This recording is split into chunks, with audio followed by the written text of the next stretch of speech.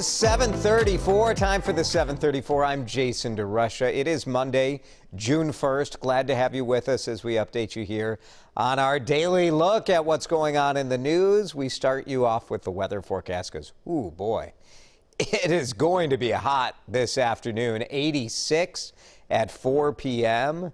Still that hot by 8 p.m. Tonight is the first night my son has soccer practice after the whole coronavirus time where no practice was allowed today, like small practice is allowed to start, and he's going to be sweating. Get that kid in shape. So there's your forecast for today. It's going to be kind of an unsettled week, so you'll want to stay tuned to WCCO and the 734. We'll keep you up to date. Some storms maybe Tuesday night to watch out for. We want to bring you up to date as to what was going on overnight here in the Twin Cities, and it has been a rather peaceful night, relatively speaking, across the Twin Cities. Several days of unrest, of course, of protest. A crowd of people did defy the curfew, but it appeared law enforcement letting them do that as they stayed at the intersection where George Floyd died 1 week ago. This is what the scene at 38th in Chicago looked like this morning. We saw prayer circles. We saw people sitting there and reflecting. The crowd told Christian Cordero they wanted to show they could peacefully protest and be there in the overnight hours. Very nice. We are expecting the report of a private autopsy today that was requested by Floyd's family. Very common in high-profile cases where you might end up with a lawsuit where the family would request their own medical examiner to take a look and make some findings. The Floyd family has disputed at least the very preliminary autopsy findings from the Hennepin County medical examiner. The medical examiner said there was no physical finding of a traumatic asphyxia or strangulation. No final report that I've seen anyway released from the Hennepin County medical examiner, but we do expect the Floyd family's report from their coroner today.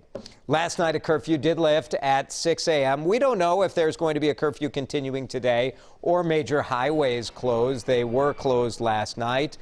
They are back open right now. But if you're a transit user, boy, real struggle for you because the buses and the light rail suspended by Metro Transit, all that service suspended through at least today.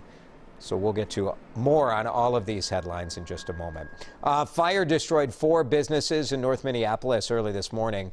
The fire department's deputy chief did tell us this fire looks like it was deliberately started.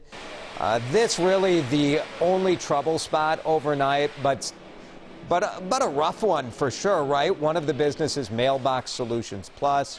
Another was Boost Mobile, another a barber shop. A lot of questions about fires that have been set in North Minneapolis. It's an area where protesters have not been focused on. In this case, firefighters said the wind was driving this one. It burned through the roof very, very quickly. And here is why they're saying that this fire is suspicious. Part of a neighborhood group has been kind of patrolling some of the businesses here. And they were actually the ones that had said that they had seen a vehicle drive around the back of the building, appear to throw something up onto the roof, and then they saw smoke coming from the roof. Deputy Chief there said because there were people in the community checking on the businesses overnight, firefighters were able to save other businesses on that street. So just another tremendous success in the North Minneapolis community where people living there have been taking care of their friends and neighbors. No one here was hurt. Firefighters, though, exhausted both physically and mentally. They've been fighting dozens and dozens of fires in Minneapolis over the past several days. Let's get to those terrifying moments on the 35W bridge. This was really the main focus of last night's coverage. Watch this. A semi-truck barreling into a crowd of peaceful protesters. You see the crowd separate. Luckily, no one was hurt, but still many, many questions. This is the name of the driver released by authorities, Bogdan Vichurko. Authorities say he got onto the bridge as they were closing down the interstate. Lots of questions about timeline here because the interstate was supposed to be closed at 5, but that news was announced very, very late.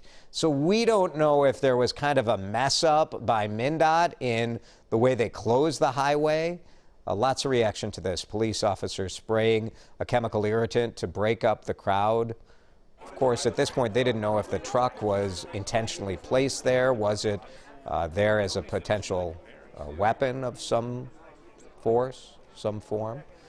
The driver of this car was taken to the hospital because people did surround him and beat him in some cases. Other protesters were protecting him. He was arrested and is in custody this morning. The real question is, was this intentional? Did he accidentally get on the bridge as it was being closed to vehicles? Was it reckless? Was he waiting for something to open and then he decided to go for it? We don't know. So still lots of questions from law enforcement about that. After the 8 p.m. curfew, as authorities told us was going to happen, a lot of people were arrested. Dozens of people we watched as they were arrested off Washington Avenue, right off 35W. Mike Max was out there reporting all last night. And by the way, Mike Max, just incredible reporting for sure. But he really was able to bring out the stories of the people who were out there. And we asked the folks if they thought all of this was worth it.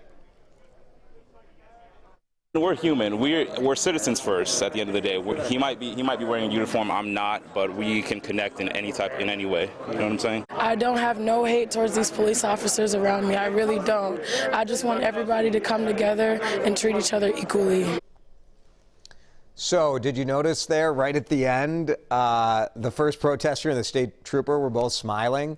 And this was something that Maxie was talking about yesterday, that it was you hate to say pleasant when anyone's getting arrested, but it was a non-confrontational situation where the protesters knew that they were making a choice. They were doing civil disobedience.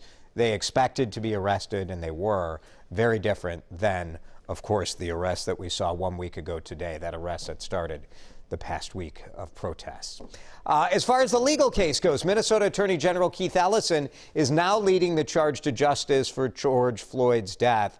This is quite a major development. Prosecutors charged Derek Chauvin, one of the now former officers involved with murder and manslaughter. He has been moved from the county jail in Hennepin County to a state facility. State lockup, and that was by request of the Hennepin County Sheriff. Chauvin is scheduled to make his first court appearance next Monday, June 8th, so it's going to be a while before he makes his first official appearance. This morning, some Minneapolis school kids, their families, and senior citizens are going to have breakfast on the table, and this has been just such a heartwarming scene over the weekend. You know, because of the fires and the vandalism, a lot of the grocery stores in some of our neighborhoods are destroyed. They're closed. Major need filled for those living in the Longfellow neighborhood. Sanford Middle School Principal Amy Nelson turning the school parking lot into a collection drive. The goal was to get donated food and supplies for her students and their families, but whoa, that goal was quickly surpassed. Looking around, I feel like we have enough food kits to possibly feed every kid in Minneapolis and more. Honestly, I'm really emotional right now. I'm so thankful that our neighbors are coming together. It's the most beautiful thing I've ever seen. Yeah, it was hard not to tear up watching this massive outpouring, and we saw this playing out on the north side, in St. Paul, here in Longfellow. The goal was 80 bags of food. 80. Gosh, just nuts. The Sheridan Story, which is a great nonprofit, got involved as well to help distribute this and help expand outside the Longfellow neighborhood. You might want to help. We have done our best to gather some of the fundraisers out there, volunteer opportunities. WCCO.com/help is where that resource page is for you. So lots of great information there with food drives, cleanup events, GoFundMe pages. Again, WCCO.com/help.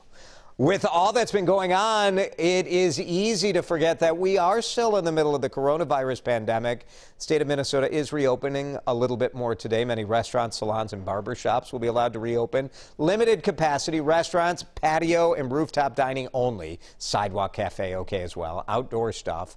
Socially distanced seatings, you have to make a reservation. Salons and barber shops can reopen as well, just at 25% capacity. So that in any other time would be the biggest story of the day today, but it becomes a bit of an afterthought, although certainly not for the businesses that are hoping this chance to reopen will be a chance to kind of reignite their businesses. That is it for now. This is the 734 from WCCO. As you know, and as we've been here all weekend, we will be for you whenever anything happens, whenever you need to know anything. So otherwise, I will see you back here tomorrow at 7:34.